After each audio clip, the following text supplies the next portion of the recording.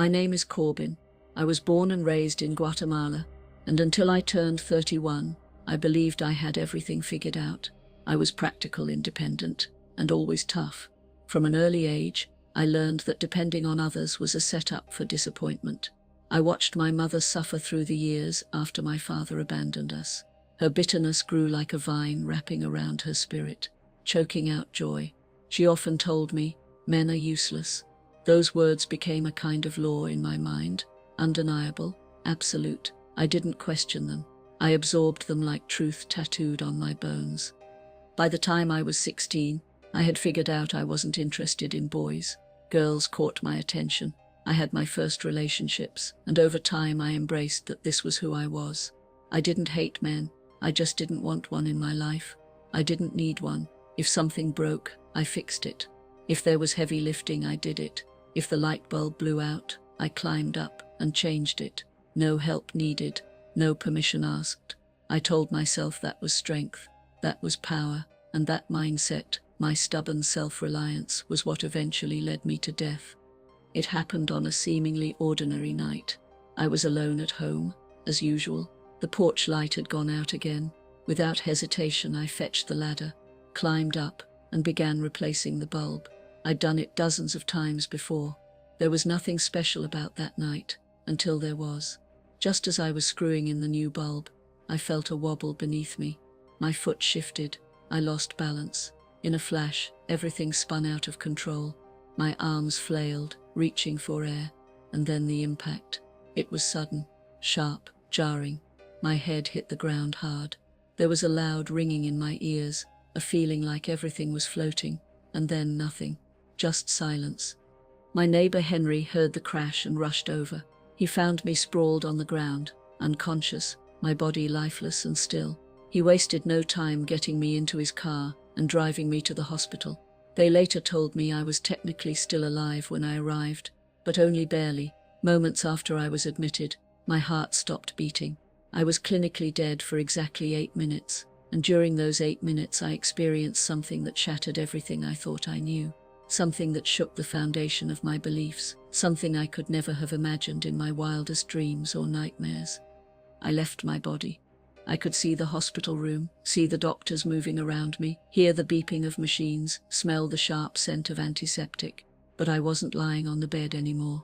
I was above it, observing it all. At first I didn't realize I had died.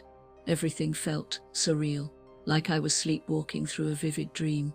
Just moments earlier, I had felt pain, the cold concrete under my back, the faraway sound of Henry calling my name. Then, nothing. No sound, no breath, just stillness. And suddenly, I was back at the spot where I'd fallen. The porch, the steps, the broken bulb. It all looked the same, except for one detail. My body was still lying there. That sight slammed into me. I was standing. I felt like I was moving, but I was also lying on the ground, motionless. My eyes were half open, my skin pale, my limbs bent at unnatural angles. Panic clutched me. I tried to scream for help, but no sound came out. I wasn't breathing. I couldn't even feel my chest rise and fall. I reached down to touch my own shoulder, but my hand went through. Like fog, terror gripped me. What was happening? I heard footsteps pounding against the sidewalk. Henry appeared, his face twisted with alarm. He dropped beside me, grabbed my shoulders, and shook them hard. "Corbin, hey, can you hear me? Open your eyes." I was right there, so close I could count the freckles on his face, but he couldn't see me. Frustrated, I ran back into the house, trying to make sense of it all, but something was wrong. I wasn't walking. I wasn't touching the ground. I was gliding, weightless, untethered, like I was floating in water without resistance. And then something pulled me upward. In a blink, my house vanished. My surroundings faded. The walls, the ceiling, the furniture, they dissolved into pitch-black emptiness. But it wasn't just darkness. It was the absence of everything. Sound, color, time, all gone. I floated in a place that felt colder than ice, heavier than stone, a place without shape. Then I heard them voices. They started as whispers, then echoes, then full sentences, distinct and clear. She never accepted the truth, always dismissed it, thought she knew best. They were talking about me, I froze, horrified. Who were they? Where was I? My instinct screamed at me to run, but I had no direction, no feet, no ground. I just existed in a void. Then below me, like a screen turning on, a scene appeared. It was the hospital. I saw my body being wheeled through the hallway. Doctors surrounded me. One pressed down on my chest, another fastened electrodes to my skin. I saw the bright red numbers on the machines, the look of urgency in their eyes. Then I heard it. Time of death, 11:47 p.m. The words rang like a hammer. I was dead. Officially, legally, spiritually. The weight of that moment crushed me.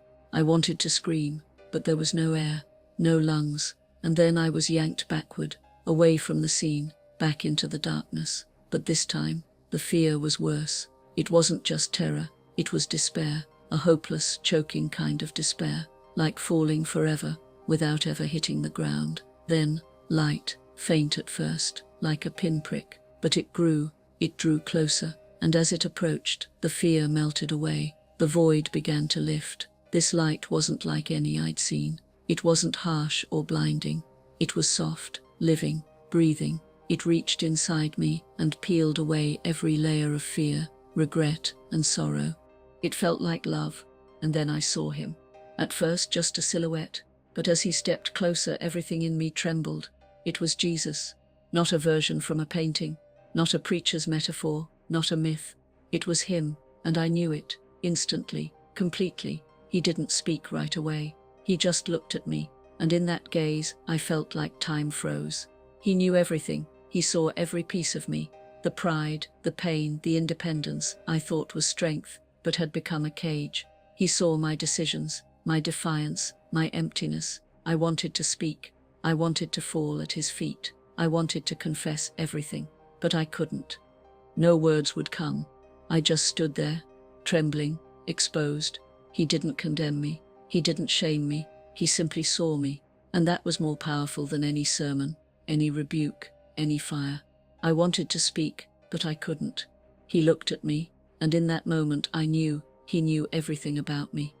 Not just my life, my choices, my mistakes. He knew everything. He knew my deepest fears, my hidden sorrows, the quiet tears I cried at night when no one was watching. He knew about the resentment I held, the bitterness I clung to, and the doubt that lived in my heart like a shadow. He even knew how strongly I had rejected the possibility that he was real, how I mocked faith, dismissed prayers, and closed my ears to his voice. And yet, somehow, he still loved me. Jesus reached out his hand toward me, and the moment his fingers extended, everything around us changed. The dark void that had surrounded me, thick, suffocating, endless, suddenly vanished. It dissolved like morning mist under the rising sun. Suddenly I found myself standing in a place I couldn't have imagined in 1,000 lifetimes. Words fail to capture it. It wasn't just beautiful, it was holy. Not the kind of beauty you see in a painting or a sunset. It was a purity that struck something deep within me, something ancient and longing. I felt like I had finally come home to the place I was always meant to be. Peace flowed through the air like music. The very atmosphere felt alive, saturated with love. The colors surrounding me were unlike anything on earth, vivid yet soft, radiant yet comforting. I heard tones that weren't exactly music, but they stirred something in my soul I didn't even know was there. Every vibration, every shimmer of light, every breeze carried purpose, grace, and joy. Jesus began to walk, and I followed without hesitation. I didn't ask where we were going. I didn't need to. Around us, celestial beings started to appear. I didn't know what they were. Angels, maybe, or something even more mysterious. Some sang melodies that made my spirit tremble, while others simply stood still, glowing with reverence and peace. Their presence inspired a kind of awe I had never known, an awareness that I was in the company of the divine. And yet, despite the majesty of it all, there was a weight in my chest. Something inside me felt off, wrong, not aligned. I didn't belong there, not fully. It wasn't about fear, it was about truth. Like something in my soul didn't match that perfection. I sensed that I was still tethered to something heavy, something unresolved from the world I had left behind, a chain I was still dragging. Jesus stopped walking and turned to me. In his eyes, There was no condemnation, no anger, no disappointment, only the deepest love I had ever felt.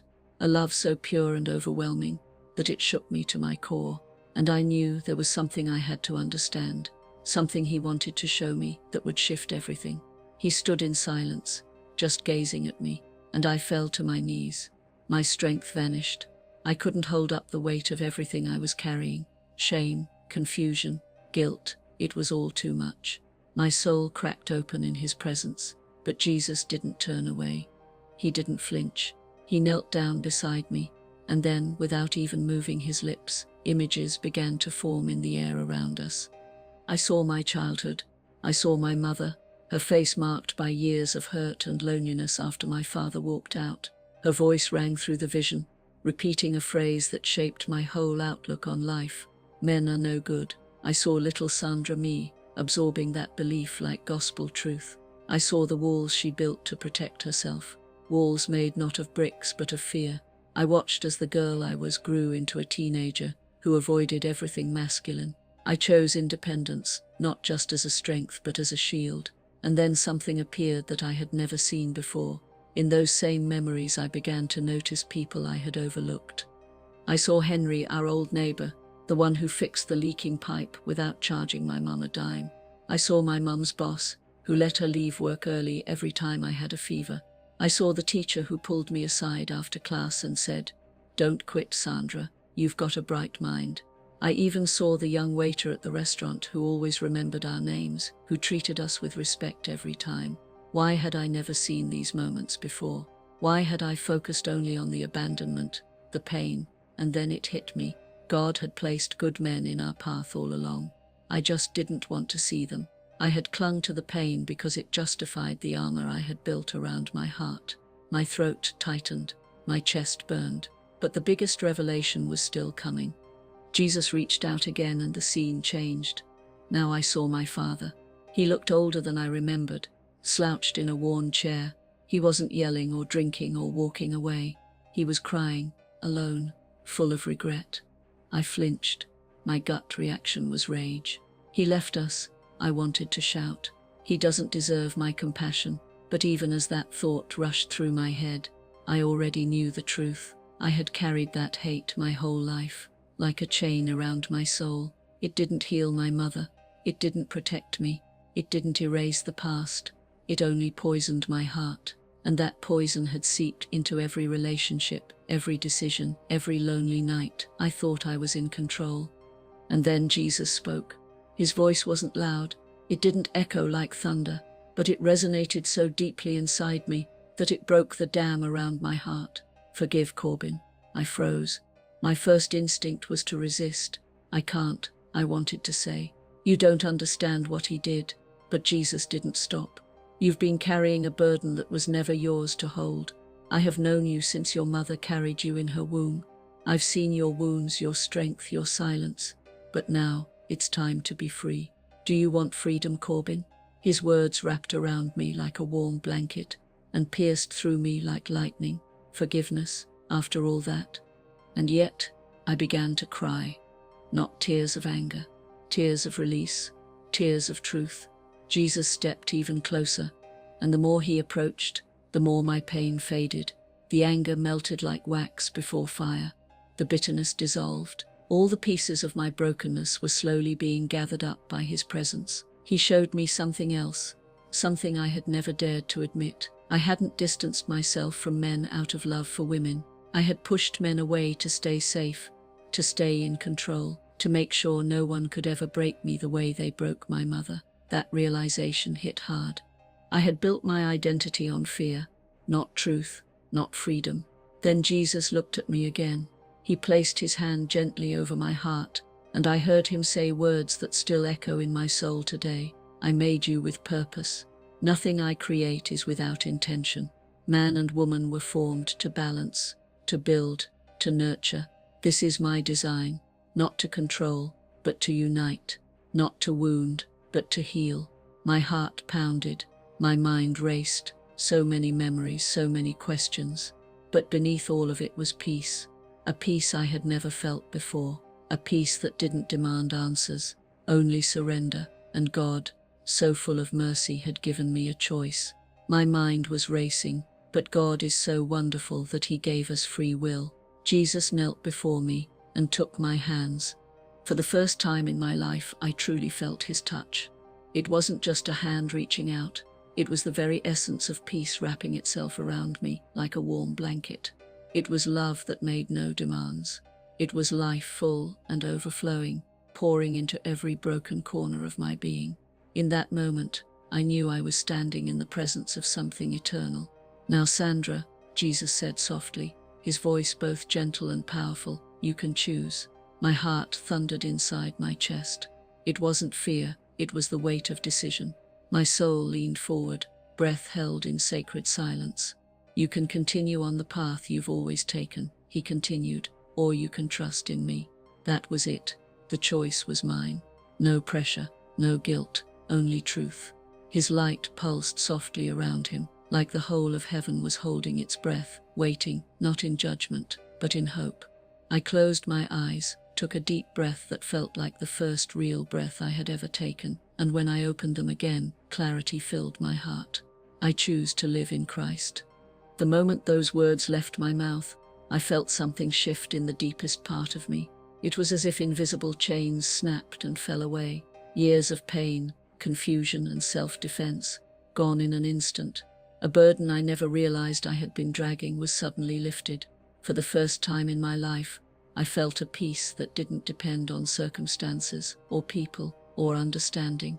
It was complete, it was sacred, but it wasn't the end of the encounter. Jesus smiled at me, not with approval, but with joy. A joy that said, "Now you're free." Then He said something I didn't expect. "Then go back. There is still something you must do. Go back. Back to where?" Before I could ask what He meant, darkness began to fold around me again. The brilliance faded. The music of heaven disappeared. The colors, the warmth, the presence, they all slipped away. I felt myself falling, not with fear, but with purpose. The next thing I knew, I was back in the hospital. Pain greeted me like a tidal wave crashing through my body. It was harsh, immediate, and undeniable. I had been snatched from a place without suffering and slammed back into a body that was frail, bruised, and broken. My chest ached. My head throbbed. The harsh beeping of machines surrounded me. Tubes and wires clung to my skin like vines. The brightness of the fluorescent light stung my eyes. But I was alive. Alive. I blinked, trying to adjust to the sudden flood of reality. My vision was hazy, my body heavy like I had been asleep for centuries. Every breath came slow and painful, but it came. I was back. It took a few minutes before I could register where I was. The clean scent of antiseptic, the thin hospital blanket, the stiff pillow beneath my head.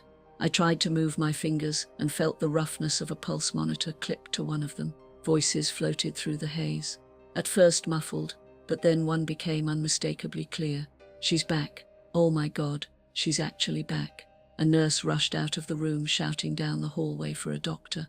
I could hear feet pounding across the floor like thunder rolling through the building. I tried to speak, to say something, but my throat was dry, like I hadn't used it in days. The effort exhausted me, and then it hit me. I had died, and I had seen Jesus.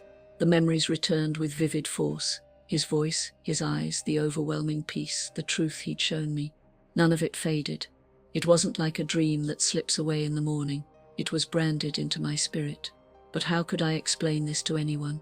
A doctor burst into the room. He checked my vitals quickly, almost mechanically, but the look on his face told me he was stunned.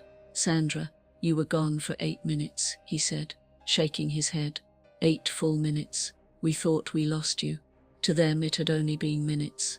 To me it had felt like an entire journey, a journey that had changed everything. Over the next few days my body slowly recovered, but my heart was racing towards something new.